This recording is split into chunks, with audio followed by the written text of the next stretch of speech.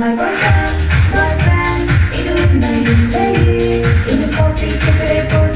பேர் Nivisha. I'm doing one of the lead role in this film.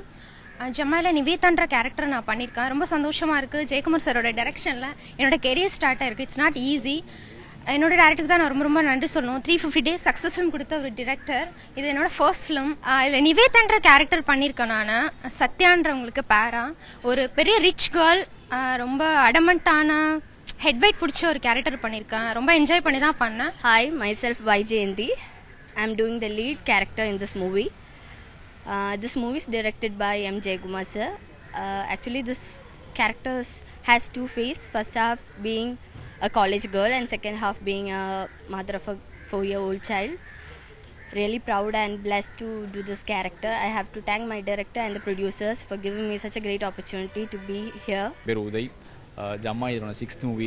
இந்த படத்தில் என்னோட கேரக்டர் பார்த்தீங்கன்னா ஃபர்ஸ்ட் ஹாஃப் வந்து காலேஜ் பையன், அதில் நான் சிங்கர். செகண்ட் ஹாஃப் வந்துட்டு நான் ஒரு வேலை தேடிட்டு இருக்கிறேன். வேலை கிடச்சி ஒரு சின்ன பையனை வந்து எப்படி பெரிய ஆளாக்குறேன்னா தான் சொல்லிட்டு என்னோட கேரக்டர் வரும்.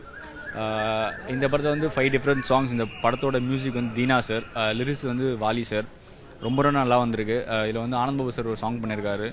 அந்த சாங் பார்த்தீங்கன்னா வாழும் வரை போரோட சாங் வந்து அப்படியே ரீமிக்ஸ் பண்ணியிருக்கோம். லைக் மியூசிக் அதே வச்சுட்டு லிரிக்ஸ் மட்டும் மாற்றிருக்கோம். ரொம்ப நல்லா வந்திருக்கு. உங்களோட ஃபுல் சப்போர்ட் எங்களுக்கு கொடுத்து இந்த படத்தை பெரிய வெற்றி பட வாழ்த்துக்கள். தேங்க்யூ. நான் தான் நவீன், ஜமா படத்தோட ஹீரோ. இது என்னோட ஃபர்ஸ்ட் தமிழ் படம். இந்த படத்தை Jayakumar sir director and producer பண்ணியிருக்காரு. இன்றைக்கி இங்கே ஆடியோ லான்ச் நடக்க போகுது. சாங்ஸ் எல்லாம் ரொம்ப நல்லா வந்திருக்கு. Deena sir music, Vaali sir and Muthukumar sir lyrics எழுதியிருக்கிறார். வாலி சார் இது லாஸ்ட் மூவி.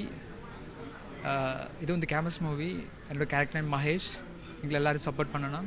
தேங்க்யூ. ஜமாய் திரைப்படத்தின் தயாரிப்பாளர் மற்றும் இயக்குநராக ஜெயக்குமார் தெரிவித்துக் கொள்ளும் வணக்கம். ஜமாய் திரைப்படமானது முக்கோண காதல் கதை. இது மியூசிக்கு முக்கியத்துவம் கொடுக்க எடுக்கப்பட்ட படம். இந்த படத்திற்கு தினா அவர்கள் 8 பாடல்கள் அருமையாக இசையமைத்திருக்கிறார்கள்.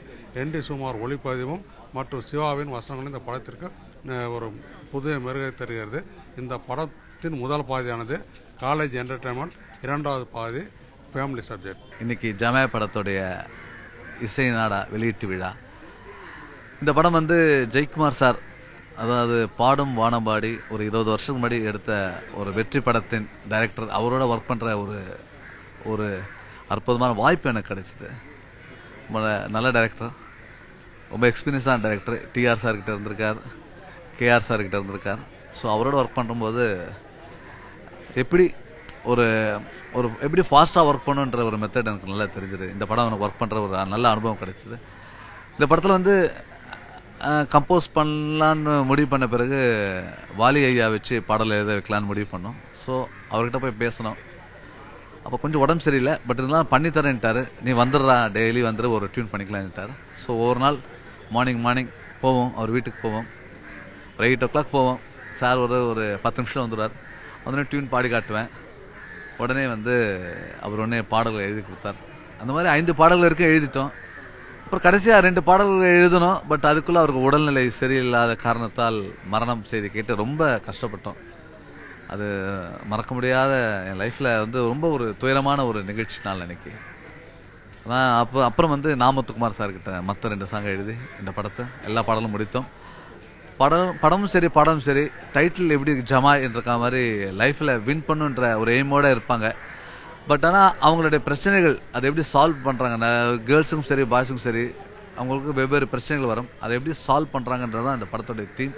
இப்ப இன்னைக்கும் சொல்லுவாங்க, சிலோன்ல வந்து பெரிய அளவுக்கு வசூல் பண்ண ஒரு பெரிய படம் வந்து பாடுவானம் பாடின்னு சொல்லி, அந்த ஒரு ஜானர்ல தான் இந்த ஒரு கதையும் வந்து மியூசிக்கல் டச்சோட இசையமைப்பாளர் தீனா அவர்கள் வந்து அருமையான பாடல்கள் வந்து எல்லா பாட்டுமே நான் கேட்கக்கூடிய ஒரு பாடாகவும் ஹிட் ஆகக்கூடிய ஒரு பாட்டாக வந்திருக்கு.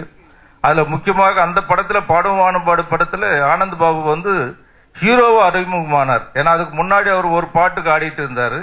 ஃபுல் ஹீரோவா வந்து ஆனந்த் பாபு வந்து இன்ட்ரோடியூஸ் பண்ணது ஜெயக்குமாரே போய் சேரும்.